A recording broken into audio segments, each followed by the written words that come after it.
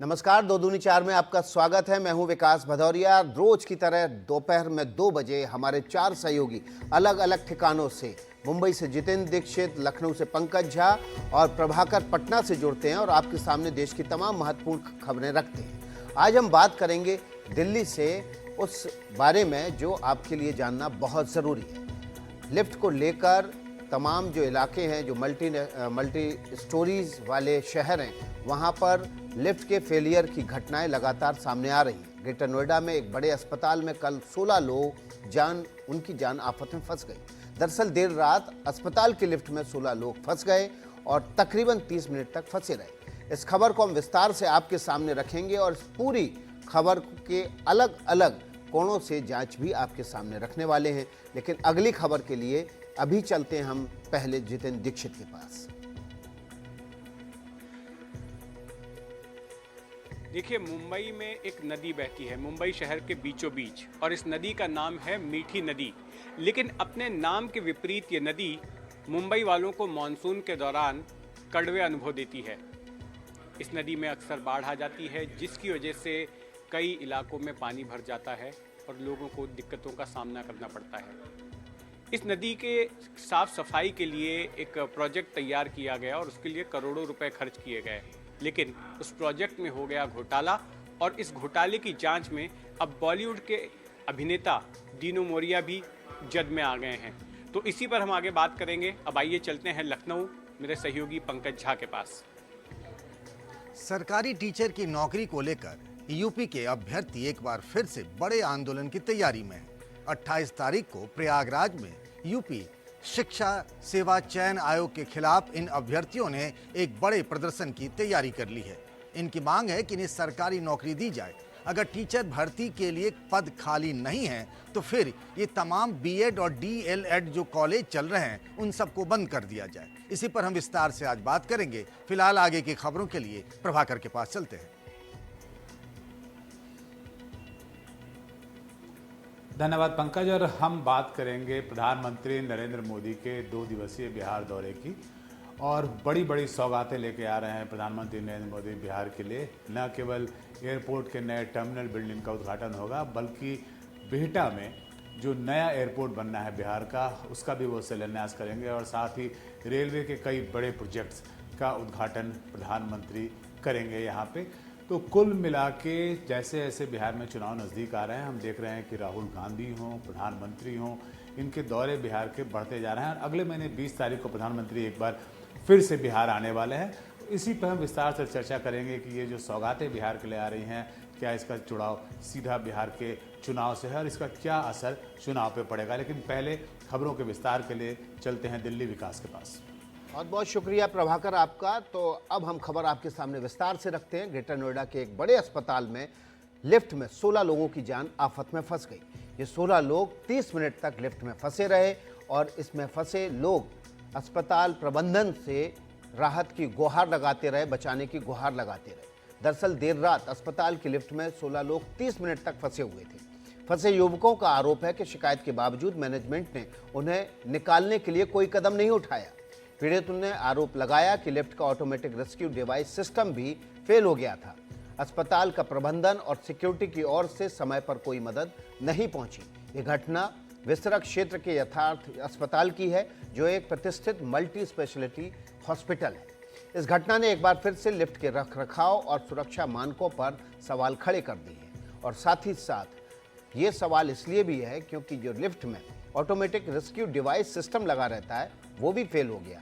ये automatic rescue device system बिजली जाने पर या लिफ्ट में किसी भी खराबी के आने पर नज़दीकी फ्लोर पर ले जाकर लिफ्ट के डोर खोल देता है और लिफ्ट में मौजूद लोग बाहर निकल जाते हैं। लेकिन कल जब ये घटना रात में हुई तो यथार्थ हॉस्पिटल की इस लिफ्ट का ऑटोमेटिक रेस्क्यू डिवाइस सिस्टम भी खराब हो गया था और इस वजह से 16 लोग लिफ्ट में फंसे रहे। 30 मिनट तक उनकी जान आफत में फंसी रही। वो राहत की और मदद की गुहार लगाते रहे, लेकिन उनको बचाने के लिए कोई भी नहीं आया। और देखिए, इसी वजह से ये जो घटनाएं हैं ये कई बार इतनी घातक हो जाती हैं कि पिछले 2 साल की बात करें तो नोएडा, ग्रेटर नोएडा में ही ऐसी घटनाएं हो चुकी हैं जिसमें लिफ्ट जो है वो 9 से 10वीं फ्लोर से सीधे नीचे गिरी और इसकी वजह से दर्जनों लोग घायल हो गए और एक व्यक्ति की मौत भी हो चुकी है। सरकार की तरफ से, नोएडा अथॉरिटी की तरफ से लिफ्ट के रखरखाव को लेकर नई गाइडलाइन जारी की गई है, लेकिन उसके बावजूद इस पूरे एनसीआर इलाके में लिफ्ट के रखरखाव पर कई बार सवाल खड़े होते रहे हैं। लिफ्ट के रखरखाव को अच्छा नहीं रखने की वजह से कई मल्टी स्टोरी अपार्टमेंट में लगातार घटनाएं हो रही हैं और लोग कई बार लिफ्ट में फंसे रहते हैं और कई बार लिफ्ट जब ऊपर से नीचे धड़ाम से गिरती है तो लोगों के न केवल घायल हो जाते हैं बल्कि उनकी जान भी आफत में फंस जाती है। जो घटना यथार्थ हॉस्पिटल में हुई उसमें automatic rescue device system fail हो गया और लोग 2 फ्लोर के बीच में ही फंसे रहे, जिसकी वजह से वो अब लिफ्ट का दरवाजा खोलकर भी बाहर नहीं निकल सकते थे। आधे घंटे तक फंसे रहने के बाद बड़ी मुश्किल से इन लोगों को बाहर निकाला गया। इसमें मौजूद एक युवक ने अपनी आप बीती सुनाई है, वो सबसे पहले हम आपके सामने रखते हैं। ये यथार्थ हॉस्पिटल सेक्टर 1 एक्सटेंशन में पिछले आधे घंटे से हम लोग फंसे हुए हैं, जिसमें 16 लोग हैं। देखिए, बुजुर्ग हैं, हमारे परेशान हैं, बीमार हैं, महिला हैं, लेकिन शासन, इनका जो मैनेजमेंट है कोई सुनने वाला नहीं है। बार बार शिकायत कर ली, आधे घंटे में लोग बहुत परेशान है, बीपी भी बढ़ रहा है, बहुत लोग परेशान है। तो ये लापरवाही है हॉस्पिटल की, सिर्फ इनको पैसे से प्यार है। यहाँ पे कोई पेशेंट, कोई मरीज इस टाइम अंदर होता तो शायद उसकी जान चली जाती। इसकी जवाबदेही किसकी है? तो अगर आप लिफ्ट में फंसे हैं तो सबसे पहले आपको धैर्य रखना है, आपको एंजाइटी नहीं होने देना है, अपने आप को ये समझाना है कि थोड़ी देर में रेस्क्यू सिस्टम ऑन हो जाएगा, लिफ्ट आपको नज़दीकी फ्लोर पर ले जाएगी। अगर ये भी नहीं होता है तो लिफ्ट में बनी हुई, लगी हुई कॉल बेल को दबाना है, उसमें आप नज़दीकी गार्ड से बात कर सकते हैं और राहत आने का, मदद आने का इंतज़ार करना चाहिए। कई बार लिफ्ट में फंसने के बाद लोगों के बीच एंजाइटी हो जाती है, जिसकी वजह से उनको ब्लड प्रेशर की दिक्कत होती है और इसी वजह से तबीयत भी बिगड़ने लगती है। लेकिन अपने आप को शांत रखना है, अपने आप को ये समझाना है कि समय पर मदद आ जाएगी और वो जल्द ही लिफ्ट से बाहर आ जाएंगे।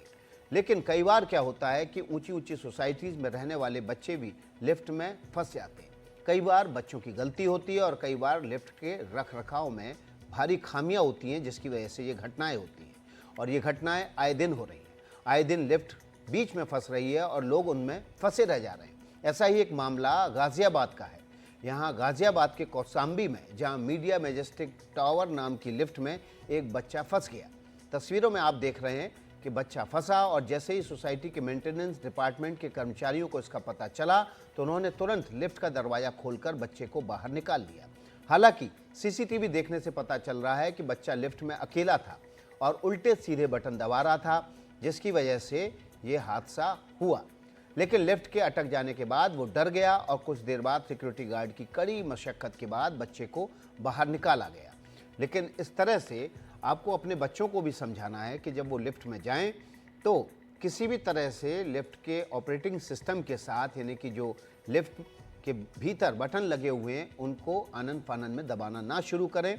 इससे घटना हो सकती है और किसी हादसे में तब्दील हो सकती है। आरसी शर्मा हमारे साथ डिज़ास्टर मैनेजमेंट के एक्सपर्ट हैं, वो जुड़ गए हैं, उनका रुख करते हैं। आरसी शर्मा जी, आपका स्वागत है। एक बड़ी घटना कल यथार्थ हॉस्पिटल में होते होते रह गई, 16 लोग फंसे रहे। लेकिन उससे पहले आपने देखा होगा कि पारस टेरा नाम की सोसाइटी में लगातार 6 महीने के भीतर 2 घटनाएं हुई और लिफ्ट 10वें फ्लोर से धड़ाम से नीचे गिरी। इस तरह की घटनाएं होने के बाद लगातार अथॉरिटी की तरफ से देश भर में जो बड़े मेट्रोपॉलिटन शहर हैं वहाँ पर लगातार लिफ्ट के रखरखाव को लेकर नोटिफिकेशन जारी होते रहते हैं। जो वहाँ पर रूल्स बने हुए हैं उनको फॉलो करने के लिए स्ट्रिक्ट गाइडलाइन जारी होती रहती है।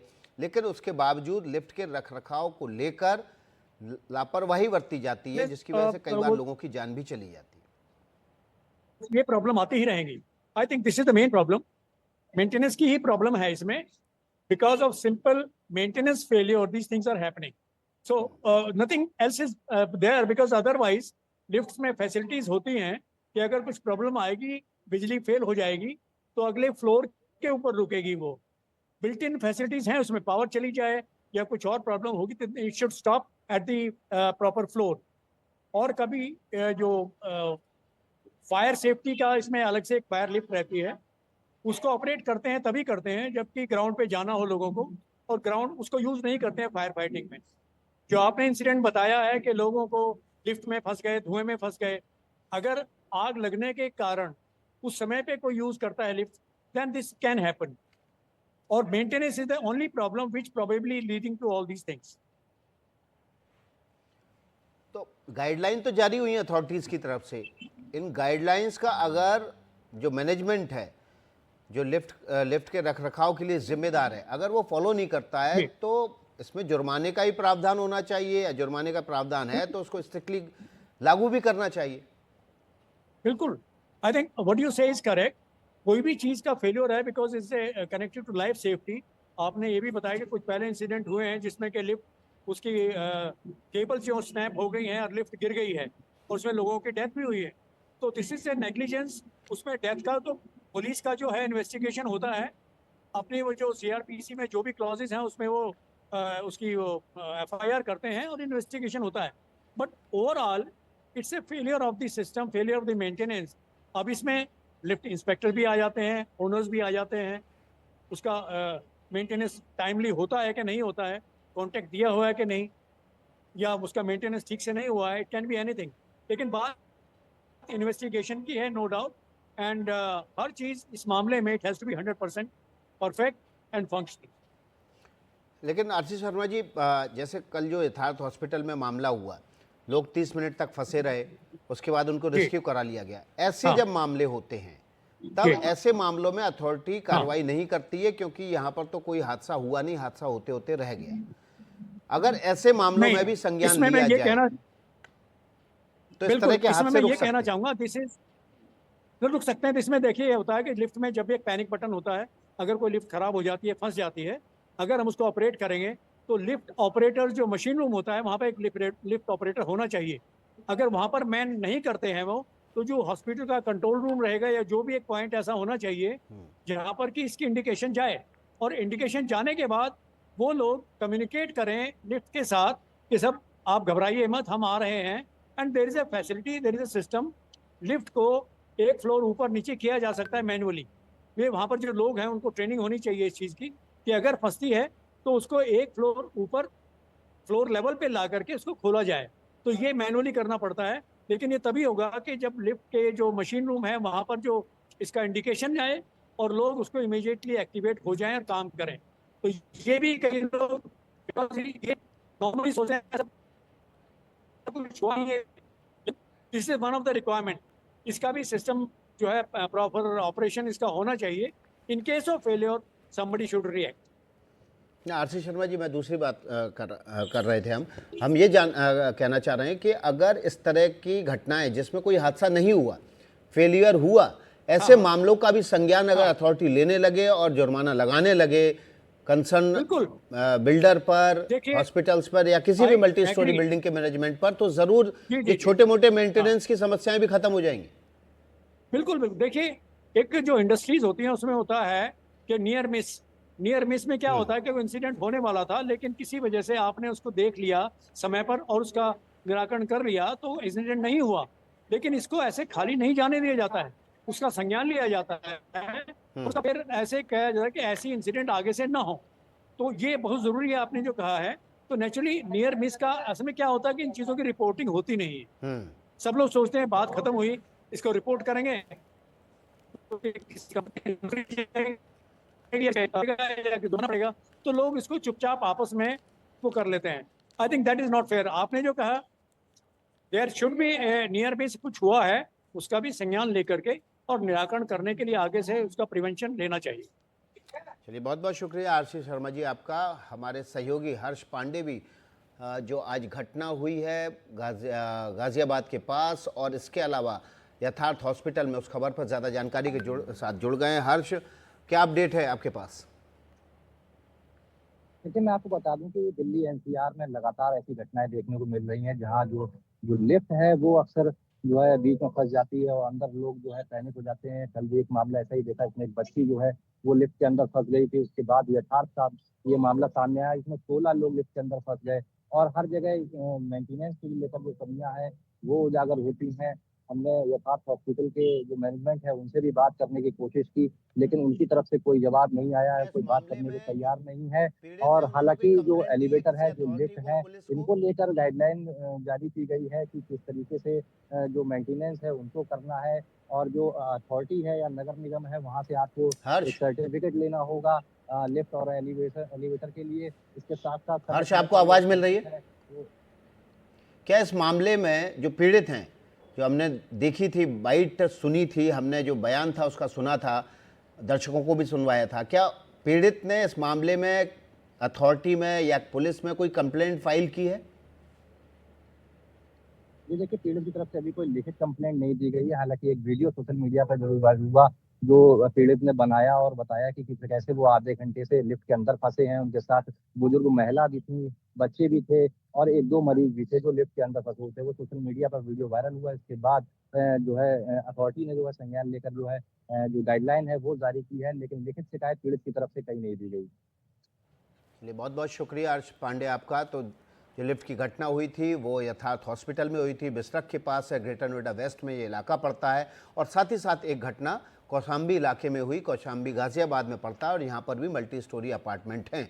पिछले कुछ दिनों में न केवल नोएडा, दिल्ली और एनसीआर के इलाकों के अलावा मुंबई, बेंगलोर सहित तमाम जो बड़े मेट्रो शहर हैं वहाँ पर लिफ्ट गिरने की या लिफ्ट में खराबी की समस्याएं सामने आती रही हैं। अथॉरिटी की तरफ से लगातार इस बारे में गाइडलाइन का पालन करने की बात कही जाती रही है, लेकिन उसके बावजूद लिफ्ट के रखरखाव में कमी की वजह से लोगों को, लिफ्ट यूज़र्स को इसका खामियाजा उठाना पड़ता है। इस खबर से जो भी जुड़ा अपडेट होगा सबसे पहले आप एनडीटीवी पर हासिल करेंगे। अगली खबर के लिए हम चलते हैं मुंबई, जितेंद्र दीक्षित के पास। धन्यवाद विकास। और मुंबई से मैं आज आपको कहानी सुनाने वाला हूं एक नदी की, एक नदी जिसका नाम है मीठी। मीठी नदी कहते हैं, लेकिन इस नदी की वजह से मुंबई वालों को हर साल मानसून के दौरान जब भारी बारिश होती है तो नाम के विपरीत कड़वे अनुभव होते हैं। ये नदी 18 किलोमीटर लंबी है। पवई इलाके से इसका उद्गम होता है और शहर के बीचों बीच से गुजरते हुए ये पहुंच जाती है माहिम की खाड़ी पर। लेकिन इसके पूरे रास्ते भर जगह जगह पर इसमें इंडस्ट्रियल वेस्ट और कूड़ा करकट और तमाम तरह के जो है मलमूत्र, तमाम चीज़ें इसमें डाली जाती हैं लोगों की ओर से, और इसकी वजह से ये नदी का जो डेप्थ है वो घट जाता है। और ये जब भी भारी बारिश होती है तो नाले में तब्दील हो चुकी है नदी कहर बरपाती है मुंबई शहर पर। और इसका एक नमूना हमने देख लिया 26 जुलाई 2005 को, जब मुंबई में प्रलयंकारी बारिश हुई थी और मुंबई शहर पूरी दुनिया से कट गया था। तब कई लोगों को, मुंबई में रहने वाले लोगों को पता चला कि इस नाम की कोई नदी भी शहर के बीचों बीच बहती है। अब हर साल इस नदी की वजह से काफ़ी दिक्कतें आती हैं, जल जमाव होता है जब इसमें बाढ़ आ जाती है। तो इससे निपटने के लिए मुंबई महानगर पालिका ने एक प्रोजेक्ट तैयार किया इसके डीसिल्टिंग का, यानी कि इसमें से गाद निकालने का एक प्रोजेक्ट तैयार किया गया और इसका ठेका कई निजी कंपनियों को दिया गया। लेकिन खबर यह आती है कि बीएमसी के कई इंजीनियर्स, कई आला अधिकारी ऐसे ठेकेदारों के साथ में मिलीभगत करके भ्रष्टाचार करते हैं। कई सारी अनियमितताएं होती हैं। अब तक 65 करोड़ रुपए के घोटाले की जानकारी मिल चुकी है और ये पता चला कि नदी के डीसिल्टिंग का या गाद निकालने का काम तो हुआ ही नहीं, सिर्फ कागज पर हुआ और कई फर्जी बिल बनाए गए और उनको जो है उनका भुगतान किया गया, यानी कि जनता के पैसे को इस तरह से लूटा गया। अब इस मामले में पहले महाराष्ट्र सरकार ने मुंबई पुलिस को एक एसआईटी गठित करने के लिए कहा था, उसने जांच शुरू की। उसके बाद में मुंबई पुलिस की इकोनॉमिक ऑफेंसेस विंग ने इस मामले की तहकीकात शुरू की अपने पास मामले का संज्ञान लेते हुए, और अब एनफोर्समेंट डायरेक्टरेट ने भी इस मामले में अपनी जांच शुरू कर दी है। इस घोटाले में अब तक 2 लोगों की गिरफ्तारी हुई है, लेकिन कल इसमें एक अहम डेवलपमेंट हुआ जब बॉलीवुड के सितारे डीनू मौर्या, उनको भी इकोनॉमिक ऑफेंसेस विंग ने बुलाकर पूछताछ की और 8 घंटे तक ये पूछताछ चली उनके और उनके भाई सेंटेनो मोरिया के साथ में। तो ये पूरा मामला क्या है, आइए समझते हैं घोटाला किस तरह से हुआ था। इसे बताने के लिए मेरे साथ मौजूद हैं मेरे सहयोगी पारस दामा। पारस, सबसे पहले तो ये बताओ कि ये जो मीठी नदी का घोटाला है ये आखिर है क्या, किस तरह से इस घोटाले को अंजाम दिया गया? सर पिछले कुछ वर्षों से लगातार जो मीठी नदी है उसकी डीसिल्टिंग के काम के लिए बीएमसी की तरफ से कॉन्ट्रैक्ट्स दिए जाते थे। कॉन्ट्रैक्ट्स देने के बाद उसको डीसिल्टिंग का काम करना होता था। बहुत सारी ऐसी निजी कंपनियां होती थी जो कि टेंडर्स में हिस्सा लेती थी जब टेंडर फ्लोट किए जाते थे। ऐसे कई कंपनीज जो हैं वो टेंडर लेके काम करने का दावा करती रहीं, मगर ये पूरा डीसिल्टिंग का काम जो है वो हो नहीं रहा था। उसके लिए कुछ महीने पहले जब ये पूरा मामला सामने आ रहा था, अनियमितताएं जो हैं वो सामने आ रही थी क्योंकि पैसा बहुत ज़्यादा जा रहा था और नदी जो है वो साफ़ नहीं हो पा रही थी, तो सरकार द्वारा एक एसआईटी का गठन किया गया। उस एसआईटी की रिपोर्ट के बाद जो है संज्ञान लेते हुए ईओडब्ल्यू को ये मामला सौंपा गया। जब ईओडब्ल्यू को ये मामला सौंपा गया उसके बाद परत दर परत खुलती गई और ये बात सामने आने लगी कि जो मिडिल मैन थे इसमें, जो कॉन्ट्रैक्ट दिलाते थे लोगों को और उसमें मिडिल मैन थे, उनका बड़ा घपला था। अब पहले तो ज़मीन को लेकर बात सामने आई कि बहुत सारी ज़मीनें थी जो लोगों की थी, उनको ये पता ही नहीं था कि उनकी ज़मीन से डिसल्टिंग की जा रही है। तो डीसिल्टिंग करने के वक्त जो एमओयू साइन कराया जाता है, बहुत सारे ऐसे फर्जी दस्तावेज किए गए थे लोगों के। जब ये बात सामने आई और एक महत्वपूर्ण इसमें सामने आई कि एक व्यक्ति की जो ज़मीन थी जहाँ पे डीसिल्टिंग की जा रही थी, वो व्यक्ति की मौत 20 साल पहले हो गई थी और उसके हस्ताक्षर किसी ने किए थे और उसी पे डीसिल्टिंग की जा रही थी। तो ये पूरा घोटाला सामने आया, जिसके बाद 13 लोगों पर एफआईआर जो है वो ईओडब्ल्यू ने फाइल की, जिसमें बीएमसी के अधिकारी भी शामिल थे, जो मिडल मैन थे वो भी शामिल थे और जिन लोगों को कॉन्ट्रैक्ट दिया गया था, जिन कंपनियों को कॉन्ट्रैक्ट दिया गया था, प्राइवेट कंपनियों को, उनके लोग भी शामिल थे। अब मशीन की हेराफेरी शुरू हो गई। जो मशीन का इस्तेमाल किया जाता है डीसिल्टिंग के लिए वो अलग अलग जगहों से मंगाई जाती है। अब उसका प्रति चार्ज रहता है, वो चार्ज से ज़्यादा जो है वो बीएमसी को ये प्राइवेट ठेकेदार जो है वो चार्ज कर रहे थे और उसके बाद जो है और भी बहुत सारी चीज़ें सामने आने लगी। अब 2 मुख्य आरोपी हैं इसमें, एक है जय जोशी। गिरफ्तारी कितनी हुई है अब तक इसमें? 2 गिरफ्तारियां हुई हैं सर इसमें, जिसमें से एक हैं केतन कदम और दूसरे हैं जय जोशी। इन दोनों पर इस पूरे फर्जीवाड़े को आगे बढ़ाने का आरोप है। ये दोनों मिडल मैन थे और इन्होंने ही बहुत सारी चीज़ें जो हैं गड़बड़ की, जैसे एमओयू साइन कराना लोगों से, मशीन के लेन देन में हेराफेरी करना।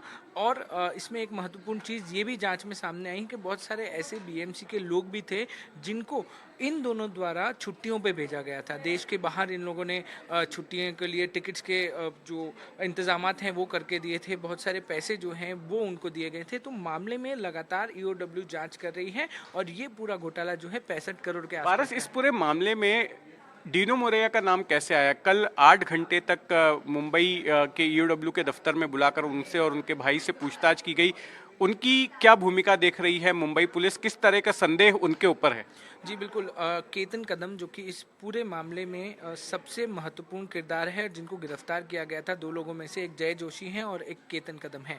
केतन कदम की जांच के समय कुछ डॉक्यूमेंट्स मिले हैं, उस डॉक्यूमेंट्स के आधार पर ये बात सामने आई है कि एक दीनो मोरिया की कंपनी है, दीनो मोरिया और उनके भाई की कंपनी है और उनके बीच में कुछ वित्तीय लेन देन हुआ है, जिसके मद्देनज़र दीनो मोरिया और उनके भाई को ईओडब्ल्यू ने पूछताछ के लिए बुलाया था। कुछ फ़ोन रिकॉर्ड्स मिले हैं जिसमें कंटिन्यूअस दीनो मोरिया, केतन कदम और दीनो मोरिया के भाई की बातचीत लगातार हो रही थी और इसी चीज़ को समझने के लिए ईओडब्ल्यू ने दीनो मोरिया और उनके भाई को समन्स भेजा था। कल तकरीबन 8 घंटे तक उनसे पूछताछ हुई है और कल वापस, मतलब बुधवार के दिन वापस जो है दोनों को बुलाया गया है, दीनो मोरिया और उनके भाई को पूछताछ के लिए। और इस बीच जो है सूत्रों के अनुसार ये बात भी सामने आई है कि दीनो मोरिया ने किला कोर्ट में मुंबई की एंटीसिपेटरी बेल भी डाली है, जिससे उनको गिरफ्तारी से बच सके वो। जी धन्यवाद पारस। तो हमारे सहयोगी पारस दामा बता रहे थे कि किस तरह से इस पूरे घोटाले को अंजाम दिया गया और फिल्म स्टार दीनू मोरिया की इसमें किस तरह की भूमिका की जांच मुंबई पुलिस की इकोनॉमिक ऑफेंसेस विंग कर रही है। उन्होंने गिरफ्तारी के अंदेशे को देखते हुए मुंबई के एस्प्लेनेड कोर्ट में अग्रिम जमानत के लिए भी अर्जी दायर की है, जिस पर भी सुनवाई होनी है और कल फिर से उन्हें ईओडब्ल्यू के दफ्तर में पूछताछ के लिए बुलाया जाएगा। तो ये तो थी मुंबई की मीठी नदी की खबर। अब आइए चलते हैं लखनऊ, गोमती नदी के शहर लखनऊ, जहां मौजूद हैं हमारे सहयोगी पंकज झा। यूपी में सरकारी टीचरों की भर्ती को लेकर एक बार फिर से माहौल गर्म होने लगा है। आपको बता दें कि पिछले 2018 से यूपी में सरकारी शिक्षकों की कोई भर्ती नहीं हुई है। कुछ दिनों पहले एक यूपी सरकार की तरफ से सोशल मीडिया में एक जानकारी दे दी गई थी कि 1,93,000 प्राइमरी टीचरों की भर्ती होगी। हालांकि 4 घंटे बाद ही उस पोस्ट को डिलीट कर दिया गया था। अब यूपी के जो बेरोजगार हैं, नौजवान हैं, जो अभ्यर्थी हैं, उन्होंने 28 तारीख को यूपी शिक्षा सेवा चयन आयोग, जिसका दफ्तर इलाहाबाद में यानी प्रयागराज में है, वहाँ एक बड़े प्रदर्शन का ऐलान किया है। हर साल करीब 12,000 प्राइमरी जो इस सरकारी टीचर हैं वो रिटायर हो रहे हैं। अगर सरकार के ही आंकड़ों पर अगर गौर करें तो इसी साल फरवरी के महीने में यूपी विधानसभा में एक जानकारी दी गई थी। उसके मुताबिक अगर शहरी और देहाती इलाकों को जोड़ दें तो सिर्फ प्राइमरी स्कूलों में ही 45,000 से अधिक टीचर के पद खाली हैं। हर साल DLED और BEd के जो कॉलेज और कॉलेज चल रहे हैं यूपी में, उसमें हर साल 2,30,000 स्टूडेंट ये पास कर रहे हैं। करीब 12 लाख ऐसे स्टूडेंट हैं जो ये पास कर चुके हैं DLED और BEd। तो आखिर इतने बड़ी संख्या में लोग पास आउट हो चुके हैं लेकिन उन्हें सरकारी नौकरी नहीं मिल रही है और इसीलिए ये मामला धीरे धीरे गर्म होता जा रहा है। विपक्ष ने भी इस मुद्दे को उठा लिया है। अब चूंकि 28 तारीख को एक बड़े आंदोलन की तैयारी है, इसीलिए हम इस मुद्दे पर बात कर रहे हैं कि आखिर ये मुद्दा इतना समीचीन क्यों हो गया है। एक सरकारी नौकरी एक तरीके से सामाजिक और आर्थिक सुरक्षा की गारंटी भी होता है। यूपी में हाल ही में करीब 60,000 से अधिक पुलिस वालों की तो भर्ती हुई है, लेकिन सरकारी टीचर की भर्ती को लेकर अब भी सरकार की तरफ से कोई भरोसा नहीं दिया गया है। 2 दिनों पहले ही यूपी के मुख्यमंत्री योगी आदित्यनाथ ने बेसिक शिक्षा के एक कार्यक्रम में ये कहा था कि सरकारी स्कूलों में बच्चों, जो वहाँ बच्चे पढ़ते हैं और जो शिक्षक होते हैं, टीचर होते हैं, उनका जो अनुपात है, उनका जो रेशियो है, उसको मेंटेन किया जाना चाहिए, उसको बनाए रखना चाहिए। यूपी सरकार का ये दावा है कि ऐसा है अगर शिक्षा मित्रों की संख्या जोड़ दी जाए। क्या कहा यूपी के मुख्यमंत्री योगी आदित्यनाथ ने, पहले उसको सुन लेते हैं। हमारा प्रयास होना चाहिए कि हर विद्यालय में शिक्षक जरूर हो, छात्र शिक्षक का रेशियो उसको हम हर हाल में मेंटेन करें, हर हाल में मेंटेन करें। ये बेसिक शिक्षा परिषद जिस दिन इस प्रक्रिया को प्रभावी ढंग से क्रियान्वित करेगा, यहां पे छात्रों की संख्या बढ़ेगी। यूपी में पहले प्राइमरी स्कूलों के लिए सरकारी नौकरी के लिए एक अलग से आयोग बना था। इसी तरीके से मिडिल स्कूल और हाई स्कूल के लिए भी था, लेकिन यूपी के मुख्यमंत्री बनने के बाद योगी आदित्यनाथ ने साल 2023 में एक विंडो बना दिया, यूपी शिक्षा सेवा चयन आयोग। लेकिन आयोग बनने के बाद से अब तक एक भी टीचर की भर्ती नहीं हुई है। आज हम बात कर रहे हैं 2 लोगों से जो स्टेक होल्डर हैं। एक तो रजत सिंह, जिनके साथी सब मिलकर 28 तारीख को यानी कल ही एक बड़े प्रदर्शन की तैयारी में जुटे हैं, और दूसरे जो टीचर कोटे से MLC यानी विधान परिषद के सदस्य बने हैं, ध्रुव त्रिपाठी। हम इन दोनों से जुड़ते हैं। सबसे पहले रजत, आपको हमारी आवाज मिल रही है? हाँ सर, आवाज आ रही है। सर्वप्रथम नमस्कार आपको। रजत, आपने पिछले साल भी इस तरीके से प्रदर्शन किया था, फिर इस बार भी। हर साल आपने जानकारी दी है कि करीब 2.5 लाख के आसपास बच्चे पढ़ रहे हैं, पास करके निकलते हैं। आपने ये भी कहा कि अगर नहीं भर्ती होनी है, आपने देखा कि हाल के दिनों में स्कूलों की संख्या धीरे धीरे, सरकारी स्कूलों की संख्या कम हो रही है क्योंकि उधर बच्चों की आमद जो है वो भी कम हो रही है। आखिर इस प्रदर्शन से क्या हासिल होना है जो कल आप लोग कर रहे हैं? सर, प्रदर्शन से हमारी आवाज, हमारी बातें सरकार तक पहुंचती है। जब सूबे में 1,26,028 पद रिक्त हों और सरकार के पास पद रिक्त होते हुए भी भर्ती ना करे, तो ये जो हर वर्ष जो सरकार DLED BTC करा करके जो प्रशिक्षण दे रही है, बेरोजगार कहाँ जाएंगे? हर वर्ष परीक्षा नियामक द्वारा, सरकार के द्वारा 2,35,000 बच्चों को केवल प्रशिक्षित किया जा रहा है। जब इतनी बड़ी संख्या हर वर्ष आप 2,35,000 का बैच बनाएगा DLED BTC का, तो कहीं ना कहीं हर वर्ष 2.5 लाख लोग समथिंग बेरोजगार होते जाएंगे। और यहाँ तक ये बातें नहीं है कि बेसिक विभाग में पद बहुत सारे खाली है। सर, मैंने आपको दिए गए प्रमाण के तहत आपको बताया सर कि केंद्रीय शिक्षा मंत्रालय ने खुद आंकड़ा पेश किया है, खुद डाटा दिया है कि उत्तर प्रदेश में 1,26,028 पद रिक्त है। और साथ ही साथ सर 7 वर्षों से भर्ती उत्तर प्रदेश में नहीं आई है। 2018 मतलब 69,000 भर्ती के बाद कोई भर्ती उत्तर प्रदेश में नहीं आई है। और जो सरकार झूठा पुलिंदा बना रही है कि 68,500 और 69,000 भर्ती सरकार ने दी है, ये दोनों भर्तियां शिक्षा मित्रों की समायोजन की सीटें थी, जो सरकार उसको बताती है कि ये भर्ती हमने विज्ञापन निकाला है। एक तरफ इन्होंने कहा है कि शिक्षा मित्रों को सहायक अध्यापकों को जोड़ करके अनुपात समानुपात का हवाला देते हैं यूपी के शिक्षा मंत्री, तो जब प्रदेश का छात्र इतना पद रिक्त होने के बाद नौकरी नहीं मिलेगी, 7 वर्ष एक लंबा समय होता है। इलाहाबाद में और अन्य क्षेत्रों में जो प्रतियोगी छात्र होते हैं, ये किसी तरीके से अपना 1-1 महीना 2-2 महीना रजत, काटते मैं हैं। एक सवाल और आपसे जानना चाहता हूं कि ये आपका आंदोलन सिर्फ एक दिन भर का है कि ये आंदोलन बड़ा भी होने वाला है? ये सर आंदोलन हर बार की तरह ये व्यापक होगा, अनवरत धरना चलेगा। ये और मतलब ये अनवरत तब तक धरना चलेगा जब तक प्रदेश के माननीय मुख्यमंत्री जी जो बेसिक विभाग में रिक्त पद है उस पर भर्ती नहीं देते हैं सर। साथ ही में सर एक जरूर मुद्दा मैं इसमें साथ जोड़ना चाहूंगा कि 2022 में जब हमने प्रोटेस्ट किया था, उस प्रोटेस्ट में सर यूपी के तत्कालीन जो शिक्षा मंत्री थे, उन्होंने स्वयं हमको बुलाकर वार्ता किया था। वो सारी बातें मैं जानता हूं। उस वक्त मंत्री सतीश द्विवेदी थे जिन्होंने आपको भरोसा दिया था कुछ पदों पर भर्ती के लिए। अब हम बात करते हैं ध्रुव त्रिपाठी जी से, जो कि टीचर कोटे से ही विधान परिषद के सदस्य हैं। ध्रुव जी, आपने रजत को सुना और आप लगातार चूंकि इस बात को समझते होंगे। जी जी आप हेलो। आपकी ये जिम्मेदारी बनती है कि ये जो अभ्यर्थी हैं इनकी बात को सदन के अंदर और सरकार के सामने रखे। इस मामले में क्या होने जा रहा है, क्या करने वाली है सरकार जो लाखों की संख्या में हो रहे हैं? देखिए, पहले आपको नमस्कार और आपके प्रति आभार व्यक्त करता हूं। यह कहना चाहता हूं कि इस प्रदेश में कम से कम 10 वर्षों से कोई पद शिक्षकों की सृजित नहीं की गई। उसके पहले जो पद सृजित हैं उन पदों पर कोई अपॉइंटमेंट जो है नहीं हुए, जिसके कारण से प्राथमिक विद्यालयों में, माध्यमिक विद्यालयों में, उच्च प्राथमिक विद्यालयों में, महाविद्यालयों में जगहें रिक्त हैं। और यह सरकार की जिम्मेदारी होती है कि रिक्त पदों पर, सृजित पदों पर अध्यापक दें।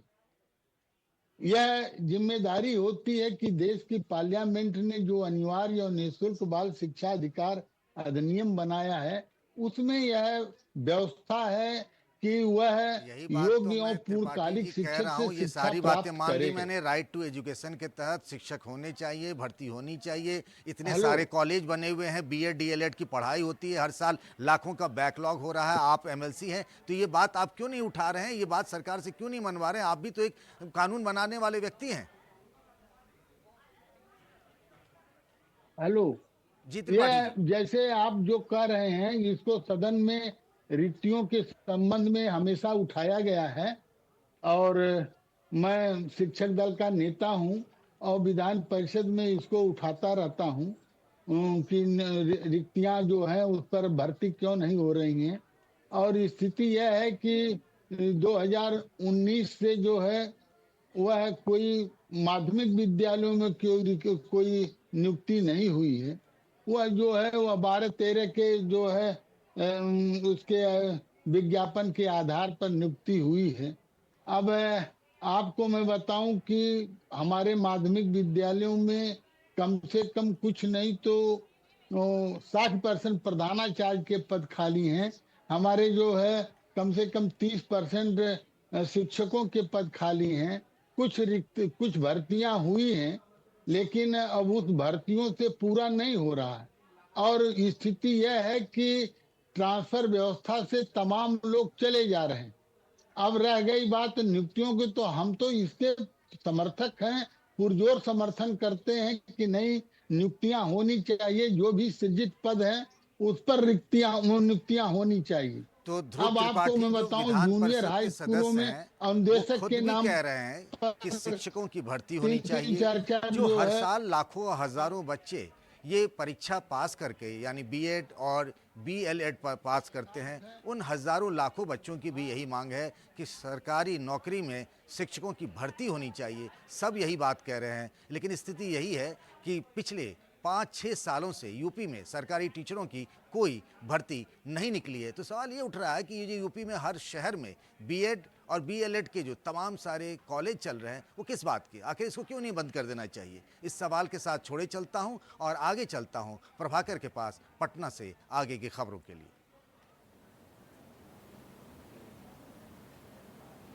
धन्यवाद पंकज। और बिहार में हम बात कर रहे हैं बड़े नेताओं के ताबड़तोड़ बिहार दौरे की। चाहे आप बात करें राहुल गांधी की, पिछले 6 महीने में 7 दौरे उन्होंने बिहार के किए हैं, और अब प्रधानमंत्री नरेंद्र मोदी खुद जो है वो 2 दिवसीय दौरे पे बिहार आ रहे हैं। न केवल वो बिहार आ रहे हैं 2 दिन के लिए, बल्कि वो रोड शो कर रहे हैं, काफ़ी बड़ा रोड शो पटना में ऑर्गेनाइज कर रहे हैं, और उसके बाद लगभग 50,000 करोड़ से के आसपास की परियोजनाओं का उद्घाटन और शिलान्यास प्रधानमंत्री करेंगे। सो बिहार को लगभग 50,000 करोड़ के आसपास की परियोजनाओं का सौगात मिलेगा, क्योंकि ये चुनावी वर्ष है। बिहार में इस वर्ष चुनाव होने हैं और चुनाव लगभग सर पे आके खड़ा है। तो क्या इस तरह के दौरा से, इस तरह के दौरों से और इस तरह के परियोजनाओं के का जो तोहफा बिहार को दिया जा रहा है, उससे वोटर कितने प्रभावित होते हैं, और क्या इसका सीधा जुड़ाव जो है वो आने वाले बिहार के चुनाव से? इसी पे हम चर्चा करेंगे। हमारे साथ रवि उपाध्याय जी हैं, जो वरीय पत्रकार हैं और बिहार की राजनीति को बखूबी समझते हैं। रवि जी, ये बताइए, हम देख रहे हैं लगातार, पहले राहुल गांधी 6 से 7 बार, प्रधानमंत्री का भी ये लगता है तीसरा दौरा है, और अभी 20 दिन के बाद, इस दौरे के ठीक 20 दिन के बाद फिर से प्रधानमंत्री 20 जून को बिहार आ रहे हैं। तो ये बिहार पे इतनी मेहरबानी क्यों? चाहे आप राहुल गांधी की बात करें, चाहे प्रधानमंत्री की बात करें, चाहे आप और जो बड़े नाम हैं दोनों खेमों को, उनकी बात करें। देखिए, सबसे बड़ी बात है कि लोकसभा के चुनाव के जो परिणाम आए इस बार, वह कहीं ना कहीं एनडीए के लिए माकूल नहीं दिखाई पड़ा, एनडीए के लिए वह लाभकारी नहीं हुआ। बिहार के कंटेक्स्ट में अगर आप देखिए तो 40 में से देखिए सीधा उनको एनडीए को 10 सीट का डेंट लगा इस बार के चुनाव में, क्योंकि देखिए 9 तो महागठबंधन ने जीता, 1 निर्दलीय पूर्णिया के सांसद पप्पू यादव जीते, वह भी महागठबंधन ही, वो इंडिया ब्लॉक ही है वो। तो ऐसे में निश्चित रूप से आप देखिए प्रधानमंत्री का जो रोड शो होगा, उसके बाद से वो पटना के जो जयप्रकाश नारायण अंतर्राष्ट्रीय हवाई अड्डा है उसके विस्तारीकरण का वह उस दिन लोकार्पण करेंगे। उसके बाद से देखिए वो जो बिहटा एयरपोर्ट की बात आ रही है, बिहटा एयरपोर्ट भी वह पाटलिपुत्रा लोकसभा क्षेत्र में पड़ता है, जिसको हम शाहाबाद क्षेत्र ही कहते हैं। तो शाहाबाद में आप देखिएगा कि इस बार के 2024 के लोकसभा चुनाव में जो परिणाम निकल करके आए वह क्या था, वहां से 6 सीट का सीधे आपको डेंट लगा। आप देखिए आरा हार गए, बक्सर हार गए, सासाराम हार गए, काराकाट हार गए, जहानाबाद हार गए। तो ऐसे में आपको यह 6 सीट की जो बात हम कर रहे हैं, तो यह उसी को पाटने की कवायद है, और जो 50,000 करोड़ की राशि देने की बात है वह निश्चित। तो मतलब जहां के लोगों ने वोट नहीं दिया भाजपा को या एनडीए को वोट नहीं दिया, तो उन्हें एक तरह से आप बोल रहे हैं कि रिश्वत दी जा रही है, वो भी चुनाव से ठीक पहले? नहीं, देखिए रिश्वत की बात नहीं है। देखिए प्रधानमंत्री आएंगे तो सौगात देंगे ही देंगे, वह तो अंडरस्टूड है। मुख्यमंत्री ही किसी क्षेत्र में अगर जाते हैं भ्रमण करने तो वहां पर सौगात मिलता है, तो ऐसे में सौगात मिलना अच्छी बात है। लेकिन कहीं ना कहीं यह चुनावी साल है, चुनावी वर्ष है, गिने चुने दिन रह गए हैं बिहार में विधानसभा के आम चुनाव को। तो इस लिहाज से देखिए शाहाबाद के क्षेत्र की जो हम बात कर रहे हैं, तो विधानसभा में भी आप देखिएगा उस क्षेत्र में कई सारी सीटें हैं, अधिकांशतः सीटें आपको महागठबंधन के पाले में ही है। तो ये अब इनका नारा है 2025 में 225, तो 243 विधानसभा में 225 आपको लाना है, तो आपको एड़ी चोटी का पसीना एक करना पड़ेगा, तभी 225 आपको आता हुआ दिखाई पड़ेगा। नहीं तो आप लाख कोशिश करके रह जाए। इंडिया ब्लॉक महागठबंधन बिहार में मजबूती के साथ आगे बढ़ रही है, तो उसको आपको काउंटर करने के लिए, और नरेंद्र जी बिल्कुल यही आरोप जो है वो इंडिया गठबंधन के लोग लगाते हैं, खासकर राजद के लोग लगाते हैं। उनका कहना है कि अगर बिहार के विकास की इतनी चिंता थी तो इनके पास 5 साल पड़ा हुआ था, उस 5 साल में ये केंद्र से बहुत सारी परियोजनाओं को ला सकते थे। लेकिन ऐसा क्यों होता है कि जब चुनाव की तारीख नज़दीक आती है तब आप इन परियोजनाओं को लागू करते हैं, या इसकी घोषणा करते हैं, या इसकी सौगात देते हैं, ताकि वो पब्लिक मेमोरी में फ्रेश रहे और इसका सीधा फायदा आपको आने वाले चुनाव में मिले? देखिए निश्चित रूप से जनता बहुत शॉर्ट मेमोरी की होती है, तो अगर आप पहले 5 साल पहले कोई भी बढ़िया चीज आप गढ़ करके दे दीजिए, वह याद नहीं रहता है। तो अभी जैसे चुनाव के समय ताजा मामला होगा, तो निश्चित रूप से अगर सौगात 50,000 करोड़ की बात आ रही है, या टर्मिनल की बात आ रही है कि टर्मिनल भवन बनेगा, विस्तारीकरण होगा बिहटा में एयरपोर्ट का, तो वह निश्चित रूप से एक लाउड एंड क्लियर मैसेज आम आवाम में जाता हुआ दिखाई पड़ता है कि नरेंद्र मोदी की सरकार कह लीजिए या बिहार में नीतीश सरकार, डबल इंजन की सरकार हमारे लिए 24/7 लगी हुई है बेहतरी के लिए। तो इस तो लिहाज देखिए ये जो दौरा हो रहा है, मैं इस पर फिर से इस बात को अंडरलाइन कर दूं कि ये जो दौरा हो रहा है इसमें परियोजनाओं की सौगात तो बिहार को मिल ही रही है, साथ में एक तरह से ये पब्लिक आउटरीच का भी प्रोग्राम है। प्रधानमंत्री का काफ़ी बड़ा रोड शो जो है वो पटना में ऑर्गेनाइज किया जा रहा है और बहुत बड़े इलाके, पटना के बहुत बड़े इलाके को कवर किया जा रहा है, जिससे प्रधानमंत्री जो है वो खुली जीप में होंगे और लोगों का अभिवादन स्वीकार करेंगे। जैसा कि हमने देखा गुजरात में उनका जो रोड शो था, तो यहाँ जो तैयारी है वो दावा कर रहे हैं जो भाजपा के नेता हैं कि उससे भी भव्य होगा। अंतिम सवाल आपसे रवि जी की जो इस तरह की जो परियोजनाओं की सौगात दी जाती है या जो घोषणाएं की जाती हैं, इससे वोटर कहां तक प्रभावित होते हैं? क्योंकि जब हम बात करते हैं उनको एक तरह से रिश्वत देने की या चुनाव से ठीक पहले उनको सौगात देने की, तो हम उनके इंटेलेक्ट को भी क्वेश्चन कर रहे हैं। हम ये मान कर चल रहे हैं कि वोटर जो है उनके पास इतनी क्षमता नहीं है समझने की कि उन्हें चुनाव से पहले एक तरीके से प्रभावित करने के लिए इन घोषणाओं को या इन परियोजनाओं को लागू किया जा रहा है। देखिए, एक जो शाहाबाद की जो बात हम लोग बार बार कह रहे हैं, शाहाबाद क्षेत्र में आप देखिए वहाँ का पॉपुलेशन देखिए, वहाँ पर जातीय गोलबंदी होती है। तो उस जातीय गोलबंदी को डेंट करने के लिए ये एक बड़ा मैसेज होगा। निश्चित रूप से प्रधानमंत्री आते हैं, क्योंकि आप देखिए क्यों इनके विधानसभा के चुनाव परिणाम के नतीजे भी वैसे नहीं आए, लोकसभा के चुनाव के नतीजे भी नहीं आए, तो निश्चित रूप से आम आवाम में यह जब मैसेज आएगा कि नरेंद्र मोदी की सरकार, डबल इंजन की सरकार, बिहार और केंद्र की सरकार मिलकर के हमारे बेहतरी के लिए काम कर रही है, तो यह निश्चित रूप से यह रहेगा। और देखिए, हम बार बार कहते हैं शॉर्ट मेमोरी, तो अभी अगर यदि तत्काल जिस दिन नरेंद्र मोदी आकर के सौगात देते हैं तो यह निश्चित रूप से सबके जेहन में रहेगा। और ये आने वाले समय में या जब भी विधानसभा का चुनाव 2-4 महीने बाद होगा तो उसका परिणाम आपको एनडीए के पक्ष में होता हुआ दिखाई पड़ेगा। जैसा रवि जी का मानना है कि ये जो सौगात है ये लोगों के जेहन में रहेगा और इसका सीधा फायदा उन्हें आने वाले चुनाव में मिलेगा। और यही कारण है कि ये जो पूरी परियोजनाएं हैं, ये जो पूरी परियोजनाओं को जो चुना गया है, उसका जो चयन किया गया है वो उन इलाकों से है जहाँ पे कि लोकसभा में भाजपा या एनडीए ने अच्छा प्रदर्शन नहीं किया था। तो ये परियोजनाओं के जरिए उम्मीद कर रहे हैं कि उनका प्रदर्शन जो है, खासकर जो 2025 का विधानसभा चुनाव है उसमें इन इलाकों में सुधरेगा और उससे उनके सीटों में, जो कुल सीट बिहार में जो विधानसभा सीट होंगे उसमें उन इलाकों में जहाँ पर कि एनडीए ने अच्छा प्रदर्शन नहीं किया है वहाँ पे सीटों में इजाफा मिलेगा। तो चलिए इसी खबर के साथ बिहार से जो चर्चा है उसको हम यहाँ विराम देते हैं और चलते हैं दिल्ली विकास के पास। बहुत बहुत शुक्रिया प्रभाकर आपका। 2 दूनी 4 में आपने देश की 4 अलग अलग कोनों से 4 महत्वपूर्ण खबरों को देखा। रोज की तरह हर दोपहर 2 बजे हम अपने 4 सहयोगियों के साथ आपके साथ हाजिर होंगे। अभी फिलहाल 2 दूनी 4 में वक्त है छोटे से ब्रेक का, फौरन लौटेंगे।